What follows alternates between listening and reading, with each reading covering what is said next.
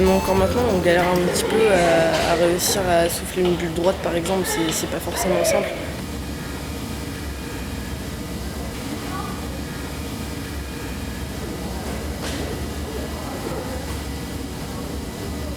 Il faut réussir à bien faire sa préparation, qu'elle soit bien droite.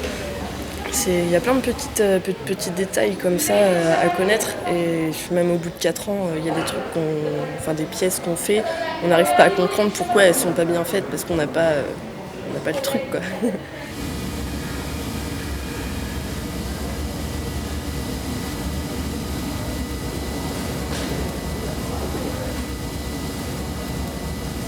Le mental c'est vachement important.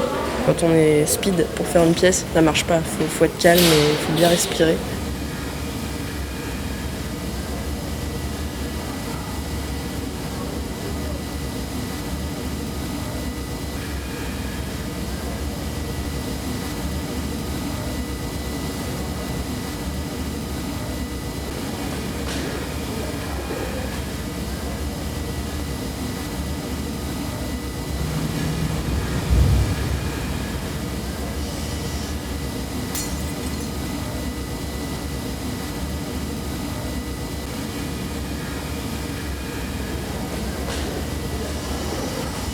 La transmission, toujours dans le savoir-faire, le courage, l'effort, la régularité, la répétition, ça n'a pas changé en fait. Et ça fait plusieurs centaines d'années que ça dure, on va dire.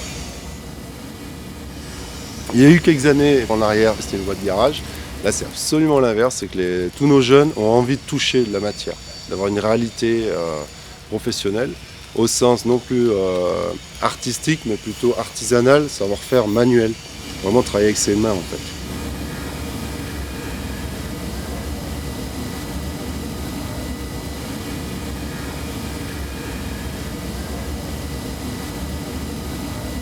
Ils rentrent, ils ont 15-16 ans en CAP, donc après la troisième, après le collège troisième en fait. Et ils ressortent en BMA 20-21 ans.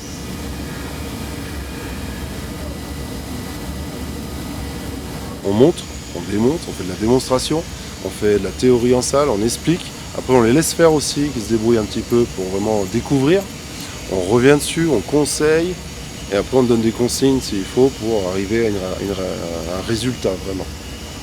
C'est scolaire, mais à notre sauce Verrier, on va dire.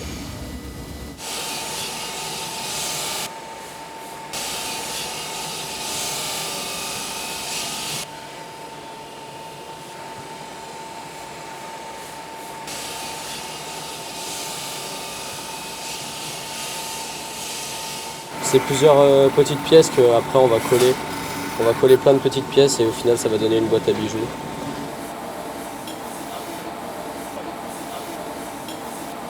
C'est fin, c'est de la finesse,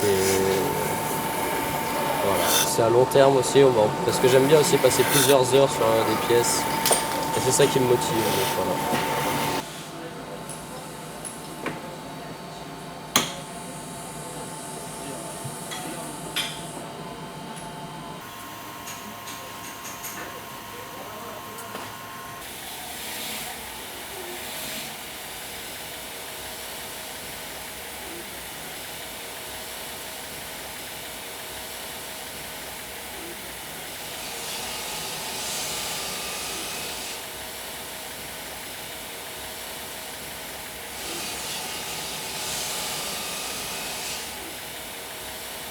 Tous, ils sont peinés, ils se sont donné les moyens d'y arriver.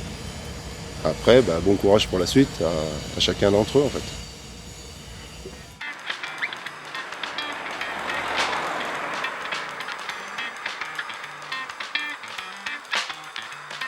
Откройте форточку. Откройте. Не бойтесь свежего воздуха. Прошу вас расстегнуть воротничок и ослабить пояс. Sur le côté artistique, la machine ne remplacera jamais la main et l'œil de l'homme. Donc pour nous, l'évolution, elle va vers la sculpture et des pièces artistiques. C'est un métier du feu, donc c'est tous les jours différent. C'est un métier qui est magique. C'est magique, le travail de la matière, la réalisation, la création. Tous les jours on crée, tous les jours nouvelles formes, nouvelles couleurs. Ça s'arrête jamais.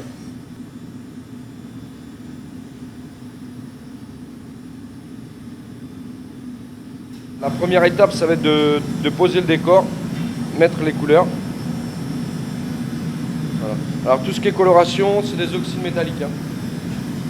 C'est toujours des inclusions de métaux, parce qu'à la température, à 1200 degrés, tout brûle. Il n'y a vraiment que les métaux qui vont pouvoir nous donner les couleurs.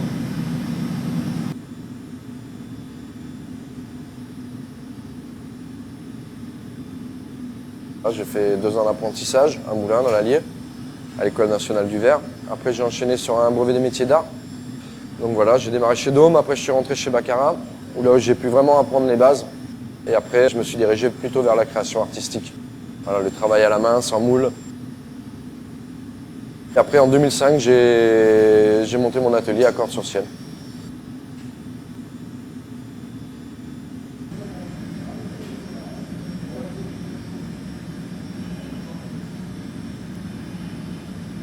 Le concours meilleur ouvrier de France, c'est sur la technique. C'est très dur. Il faut s'approcher au maximum de la perfection. Donc c'est la répétition, de la répétition. Tu manges mof. Meilleur ouvrier de France, tu dors. Tu penses qu'à ça, quoi. Il y a 10 mois de l'année qui font que tu es dans ce projet et tu peux pas en démordre, quoi.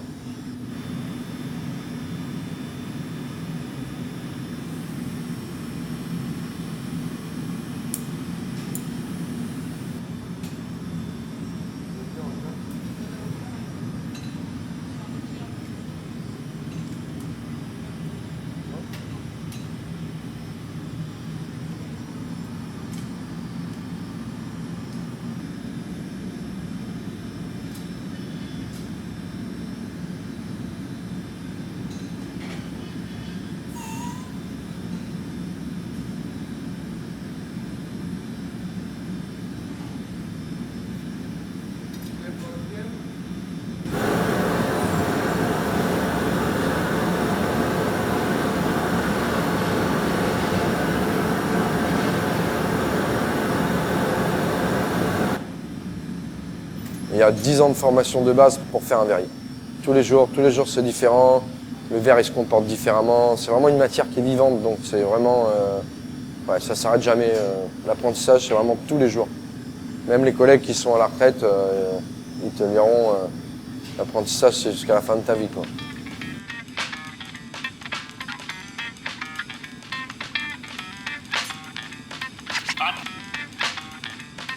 Откройте форточку. Откройте. Не будет свежего воздуха. Прошу вас расстегнуть воротничок.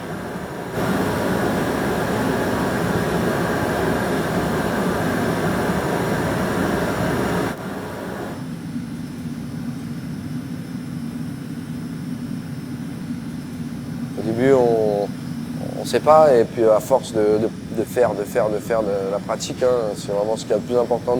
Dans les métiers manuels, de toute façon, c'est toujours comme ça, c'est la répétition, la pratique.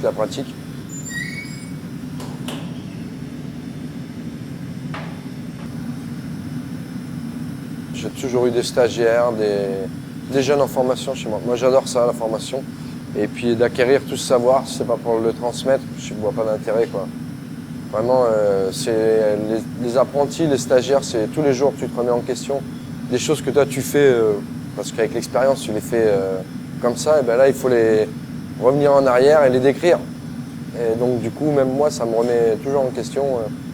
C'est très intéressant, très enrichissant.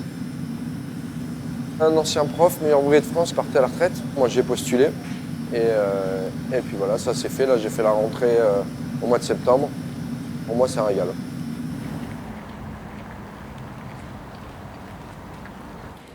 Sur la rentrée 2015, pour prendre cet exemple-là, on est sur ce que nous on appelle un taux de pression à 3, c'est-à-dire que pour une place, on a 3 candidats.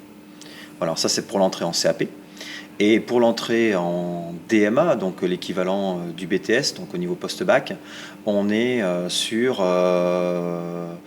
6 demandes pour une place. On est quasiment sur de l'exigence à 0 défaut, et donc une exigence technique, une exigence de contrôle du process. La tradition de l'excellence se traduit donc déjà quand les jeunes sont à l'école. Donc déjà, ils présentent le concours de meilleur apprenti de France.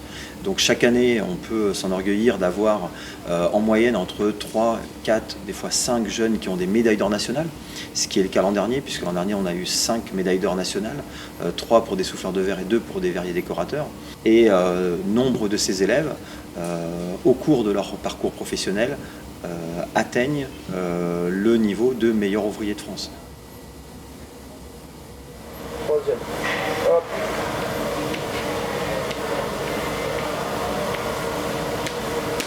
Coupe le fil, vous avez capté? Ouais. C'est le moment en fait où le verre il va venir se séparer du bas. Le mouvement il se fait comme un amorti avec un ballon. Ouais.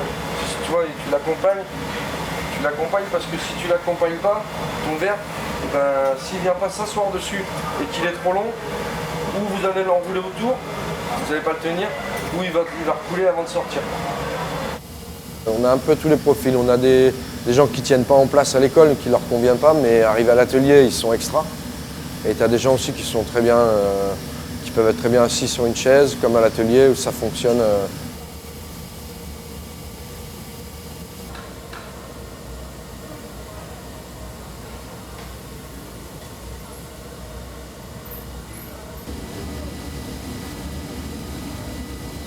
Chaque année, on a 4-5 élèves qui vont travailler dans les cristalleries, principalement Baccarat et Saint-Louis.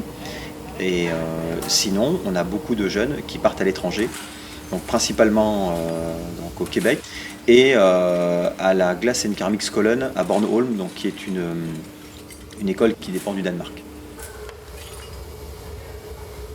Là, avec un camarade de classe, on a choisi d'aller au Canada, donc chez Pavel Kashtan. Je sais pas trop comment on prononce son nom, c'est un Tchèque, il vit au Canada, enfin, c'est un peu compliqué, mais il a des bonnes techniques, parce que les Tchèques, au niveau du verre, c'est un peu des maîtres.